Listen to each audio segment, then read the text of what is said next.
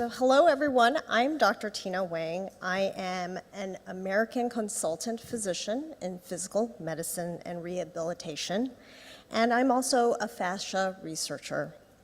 But most relevant to today's talk on yoga, meditation, and Pilates, I have trained under and lectured for the University of California at Los Angeles' Leadership in Education in Neurodiversity. This is a NIH, or National Institute of Health initiative for the education of healthcare professionals on neurodiversity. And I'm also a yoga practitioner, and I study under the lineage of T. Krishnamacharya and TKV Desikachar through the yoga well. So there we go. When neurotypicals speak, it's like poetry or birds twittering. For neurodivergent people, it's always a struggle to interpret the actions and words of neurotypicals. The hardest part is managing our own misperceptions, our literal interpretation of the words and actions of neurotypicals, rather than understanding their words for the poetry that they naturally use to communicate with each other. For us neurodivergent people, because we've spent most of our lives immersed in a neurotypical world, we don't notice these neurotypical patterns. That is one of the biggest struggles for us, knowing when language is pragmatic, meaning it's social or interpretive in nature, versus when it is direct. And in yoga, we call this misperception avidya. Don't worry, I'm not going to read this to you. This is to show you that yoga is an Eastern holistic practice that is over 2,000 years old. Atha Yoga Anushasanam. Now I'm going to share with you the yoga that I have the experience of. This is the first line of Patanjali's Yoga Sutra, the core text and heart of yoga, and it's a guide for living a clear and purposeful life.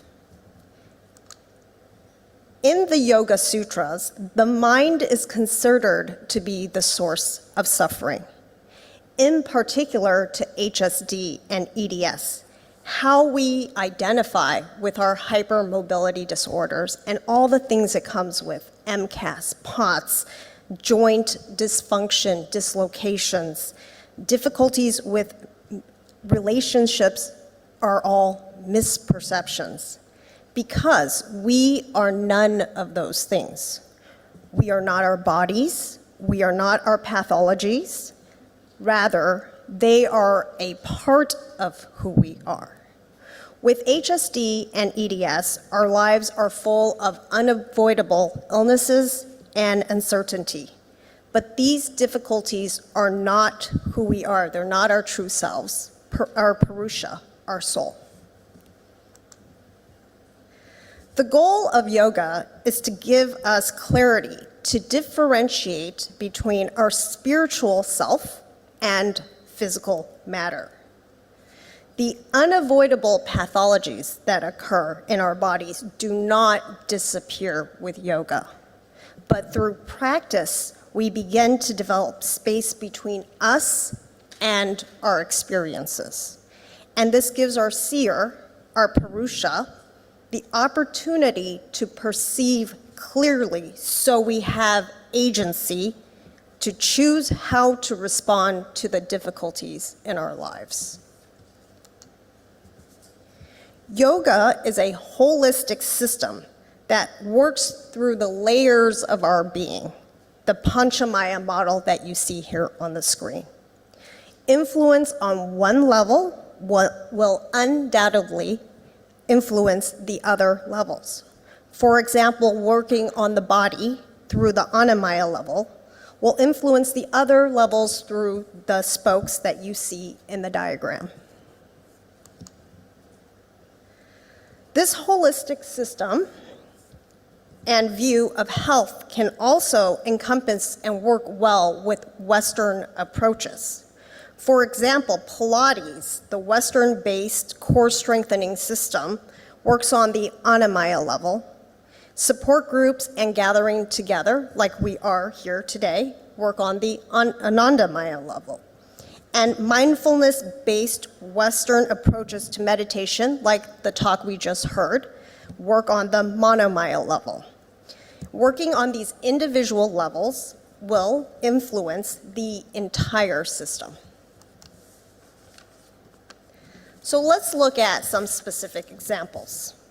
The person on the left engages in a traditional yoga practice. They incorporate asanas, which are movements, pranayamas, which are breathing, bhavana, which is focused meditation, and swadhyaya, which is daily studying of yoga texts, and studies often with their meditation teacher. The person on the right chooses to engage in Western approaches using this Eastern yoga model of healing. This person chooses physiotherapy or Pilates for their joint pain and dislocations. They use graded exercise and a nutritionist to help them with their POTS, and mindfulness-based relaxation techniques to manage their pain. They've established a habit or routine for self-care and include pacing techniques for their fatigue. And lastly, this person establishes a trusting relationship with their physiotherapist, their Pilates instructor, like Jeannie DeBon, or their nutritionist, like Lorna Ryan, and their meditation coach. For many of us, Western gym-style yoga using a shikshana, or an idealized approach, has caused us injury and pain. However, traditional yoga uses a personalized approach. A chikitsa or rakshana type practice is given by a teacher for a specific student. And these holistic practices do not just honor our physical and psychological differences, they also honor our social and cultural differences as neurodivergent individuals living with HSD and EDS. In Western scientific studies, these practices can lead to improved limb strength, improved autonomic nervous system function. They decrease TGF-beta levels and improve mast cell functions. And these changes are partially responsible for the pathologic fibroblast to myofibroblast transitions. Myofibroblasts lay down pathologic extracellular matrix tissue that we see in the HSD and EDS population. Hatha Yoga Anushasanam. So now I'm going to share with you the experience of yoga. My teacher, Chase Bossert, calls yoga the science of experience.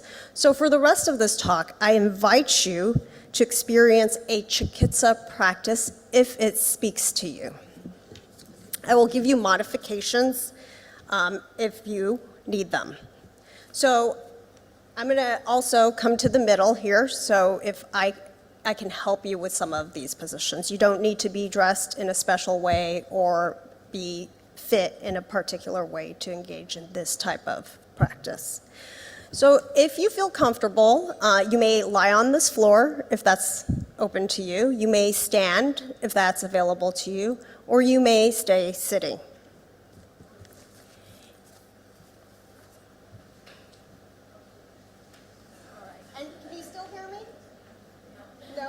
No longer hear me? We're still good? No? Yep. If I project, will you hear me? Okay, great. And do I need to turn on my? There's constructive interference. Okay. Great. So lying down, close your eyes if it's comfortable for you. And I want you to connect with your breath. If your arms reach you may place one hand on your chest, one hand on your abdomen, and connect with your breath. See how your breath moves through your body. There's no right or wrong. Inhaling, exhaling, just noticing what's there. Does your breath move more in your chest or more in your abdomen? It's all okay.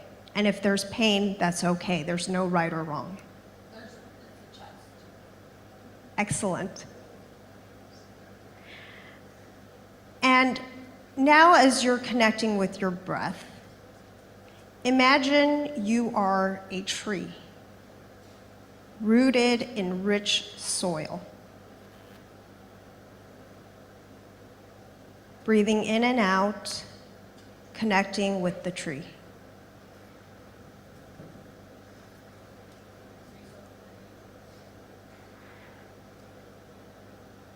And whenever you're ready, you may keep your eyes closed.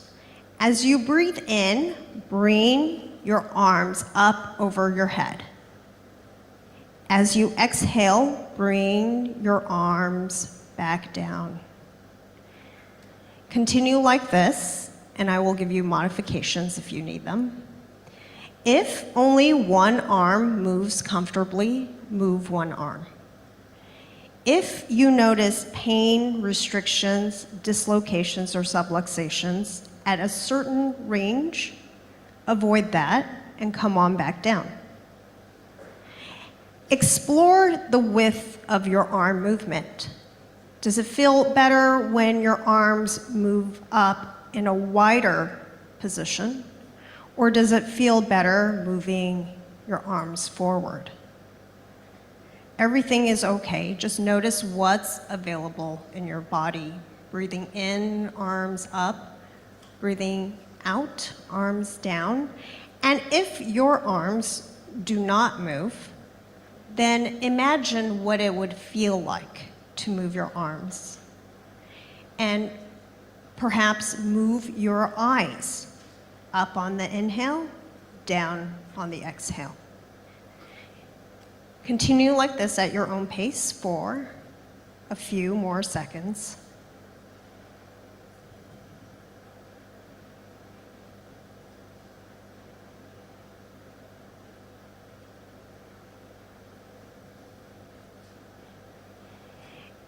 And now, if you're lying, you may sit up. If you're sitting, you may stay seated. If you're standing, please stay standing. And on the exhale, you will bend over and just slide down your leg. Inhaling back up. Exhaling, bending over. Go like this at your own pace. If you are standing, then bend your knees to protect your back. Exhaling, bending over. Inhaling, coming back up. You may place your arms wherever you like, whatever's most comfortable for your body. If a part of your spine is uncomfortable with this movement and you would like to keep it isolated, then that's okay too. So you might just move your neck. You might just move your mid-back or your low back. That's all okay. Continue like this, exploring these movement patterns. Exhaling down, inhaling up. Continue like this for a few more seconds at your own pace.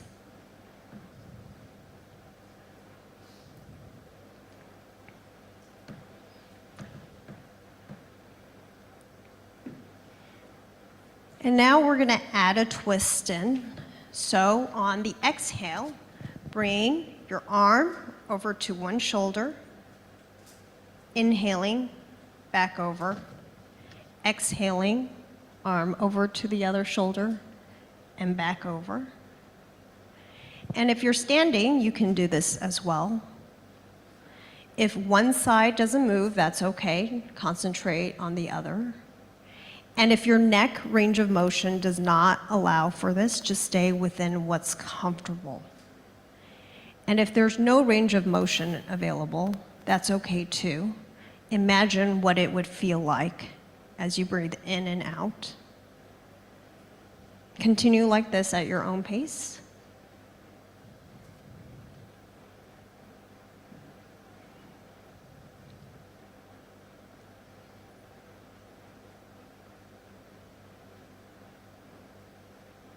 And just feel and notice the sensations in your body. If you're feeling restless, if you're feeling bored, that's all okay.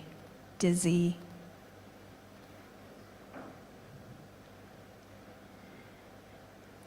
And now, next, we're going to explore breathing.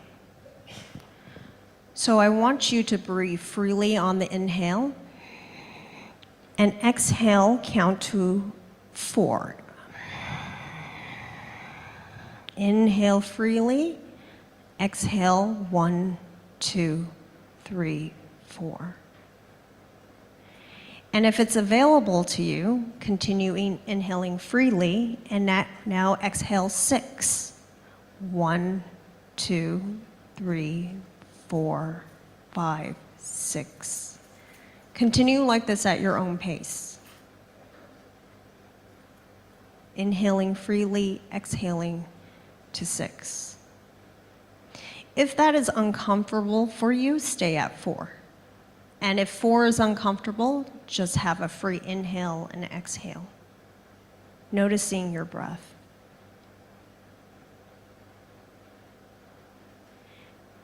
And if it's available to you, extend your exhale to 8.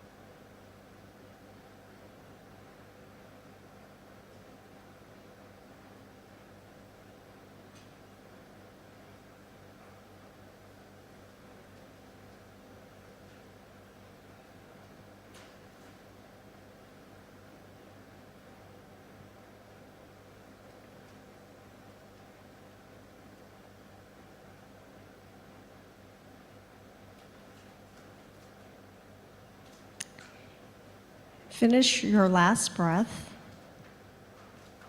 and release control of your breath, inhaling naturally in and out, whatever's available to you.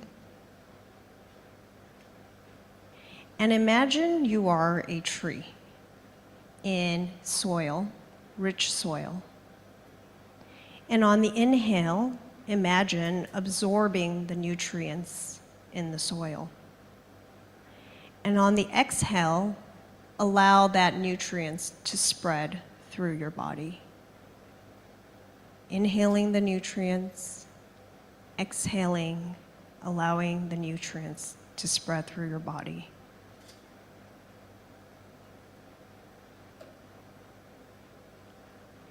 And if your mind wanders, that's okay. Reconnect with your breathing. I will leave you here to continue at your own pace for the next few seconds.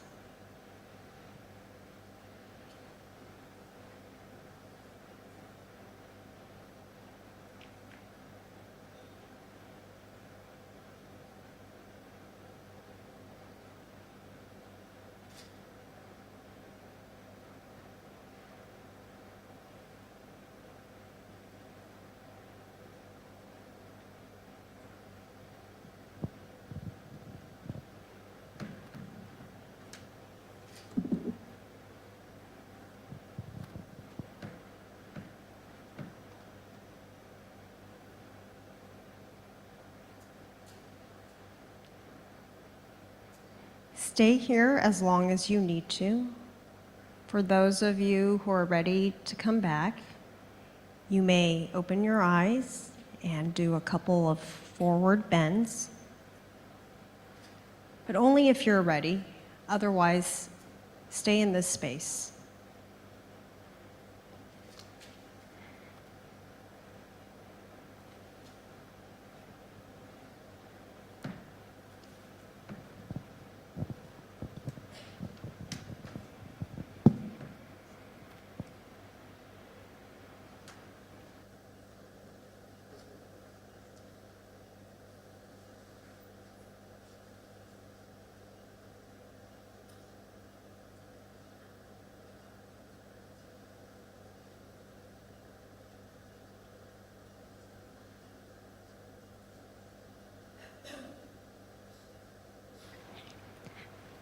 All right, and if you're ready, you're welcome to open your eyes or listen for our next session. Thank you for your time, everyone.